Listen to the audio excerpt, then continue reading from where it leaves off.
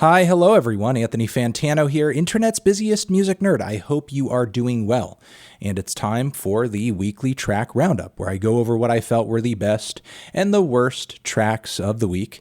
And whether I loved them or hated them, felt somewhere in between. They're all linked down below, along with our Turntable Lab link.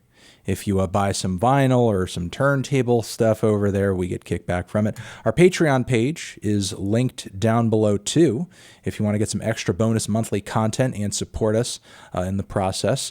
And a shout out to our sponsor, good people over at The Ridge. As always, minimalist, sexy, sleek wallets that fit nicely in that front pocket. Promo code MELON, 10% off the order. That's all you got to know.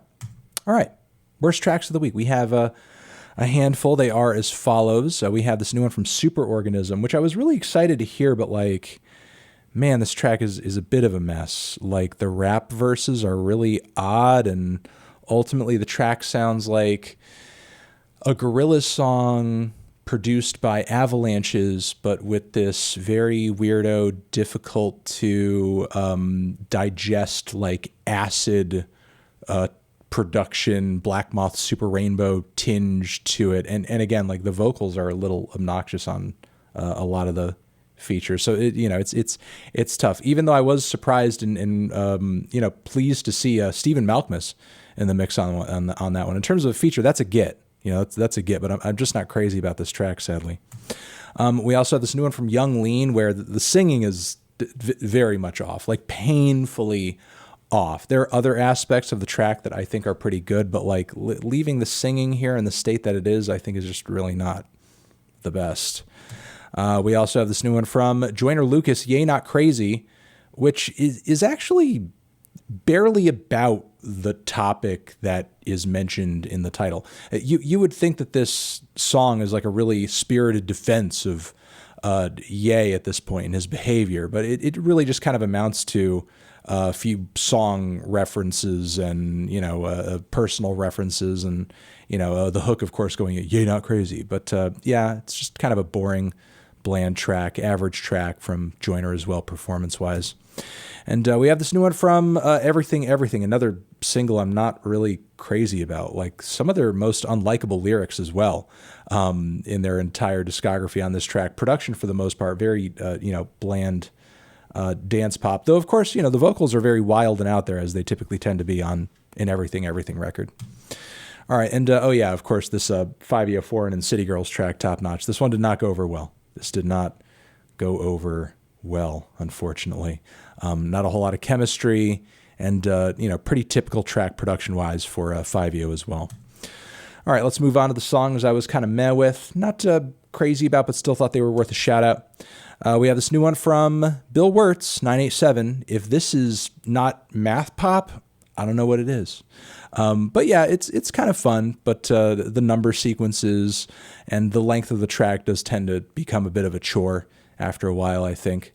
We also have this new one from Vince Staples, which this track is not as much of a pop-off as his last single, Rose Street, is the title of the song. But I could very much see this song growing on me within the context of the record, because it is a cool, mellow little moment. I think it's just maybe a bit of a tough sell as a single. We also have this new one from Angel Olsen, Big Time, where she very much goes back to her, kind of country-ish Americana roots, though the performance and the vocals, I think, are a bit more muted. I really love her more colorful and passionate vocal performances and everything. This one, performance-wise, instrumentally, felt maybe a bit too spacey and mild, but I think there's still a really good tune there at its core. We also have this new one from NLE Choppa, Yak Flow, kind of a low-key contemplative track for NLE. Not terrible, but not mind-blowing either. Cool to see him taking a somewhat cerebral approach here and taking an assessment of everything kind of going on with him personally right now. We also have this 100 Chicago's track from Lupe Fiasco. Really good bars on this one. Thoughtful wordplay, as we expect from Lupe, but it's not super crazy in terms of the progression or anything. It seems really more just kind of like a spacey lyrical meditation, and that's not too bad, but hopefully it's really just kind of a taster, a teaser, a build up to something else for Lupe this year. We also have a new one from Liam Gallagher, which isn't too bad. It's heavy, it's rock and roll, slightly psyche, feels very grand, not crazy about, you know, it on the songwriting end or anything, but it sounds like a pretty ambitious track. Comes together pretty well production-wise.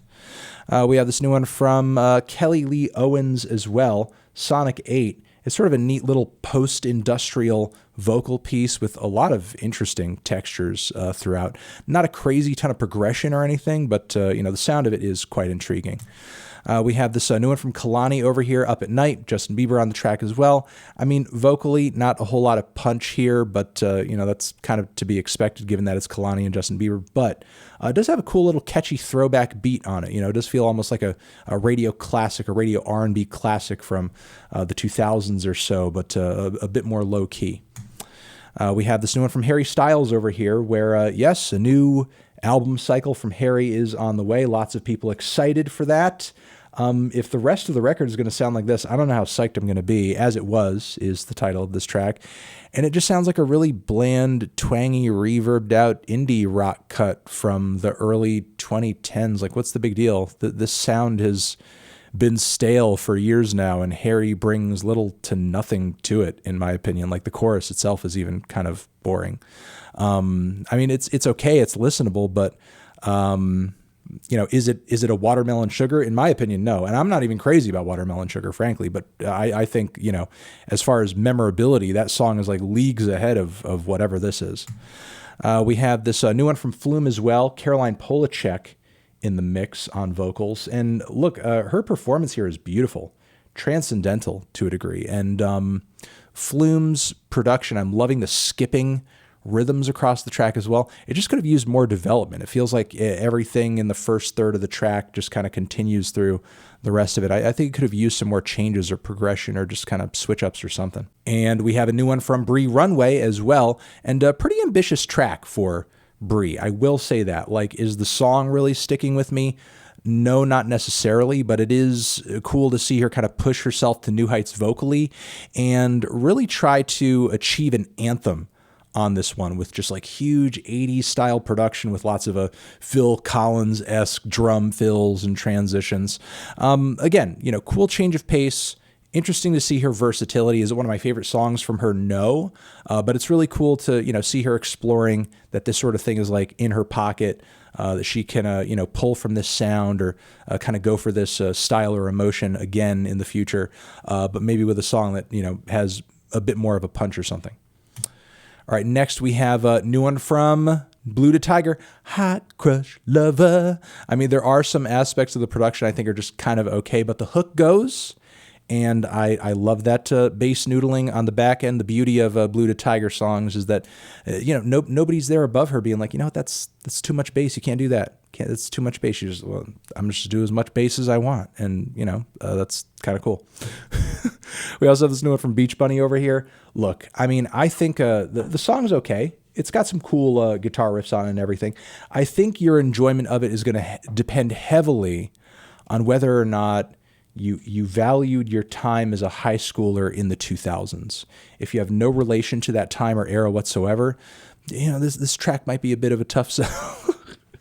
But, you know, I kid, you know, but, you know, the riffs are and everything, it's very classic, like throwback pop punk, you know.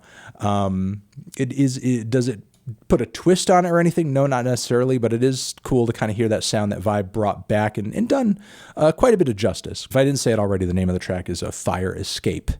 Moving on from their best tracks, I have a handful of those, some songs that really stuck out to me over the last week. They are as follows. We have this new one from Toro Y Moi, killing it with another single.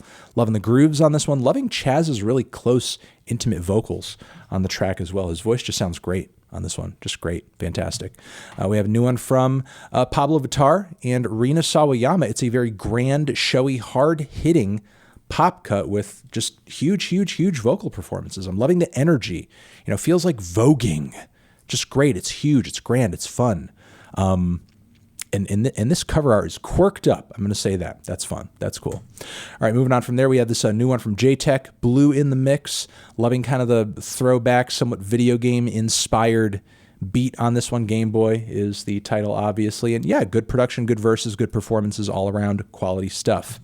We have this new one from Ibeyi. Loving how groovy and low-key and almost minimal this one is. Hand drums are great. Vocal interplay is great. Georgia Smith on the track, great. Cool, cool, cool.